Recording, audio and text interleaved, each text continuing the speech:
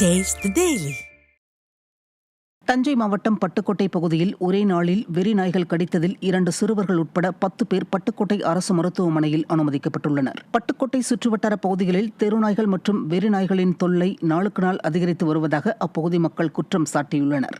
இந்த நிலையில் அழகிய நாயகிபுரம் பகுதியைச் சேர்ந்த சாய் ரக்ஷன் மற்றும் நரசிங்கபுரம் பேக்களிக்காடு பகுதியைச் சேர்ந்த கபிலேஷ் ஆகிய 2 சிறுவர்கள் உட்பட 10 பேரை வெறி நாய்கள் கடித்துள்ளது. இதில் காயமடைந்த 10 பேரும் சிகிச்சைக்காக அனுமதிக்கப்பட்டுள்ளனர். திறனற்ற திமுக அரசு தெருநாய்களை கட்டுப்படுத்த தவறியதால் மக்கள் தங்களது வீடுகளை விட்டு வெளியேற அச்சப்படும் அவல நிலை ஏற்பட்டுள்ளதாக பொதுமக்கள் குற்றம் சாட்டியுள்ளனர். சென்னை திருவொற்றியூரில் 10 நாட்களாக ஏற்பட்ட தொடர் மின்வெட்டால் பொதுமக்கள் கடும் அவதிக்கு ஆளாகினர். விடிய அரசின் மின்துறையினால் மேற்கு திருவொற்றியூரில் சுப்பிரமணிய நகர் உள்ளிட்ட பகுதிகளில் 10 நாட்களாக காலையிலும் இரவிலும் தொடர் மின்வெட்டு செய்யப்படுகிறது.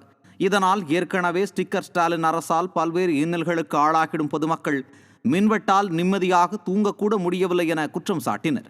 மேலும் இதுகுறித்து புகார் அளித்தாலும் நடவடிக்கை எடுப்பதில்லை, தொலைபேசியை கூட எடுப்பதில்லை எனவும் அவர்கள் புகார் கூறினர். அத்துடன் மின்கட்டணம் செலுத்தவில்லை என்றால் பியூஸ் பிடுங்கி செல்ல தெரிந்தவர்களுக்கு மின்சாரம் வழங்க தெரியாதா எனவும் கடுமையாக விமர்சித்தனர்.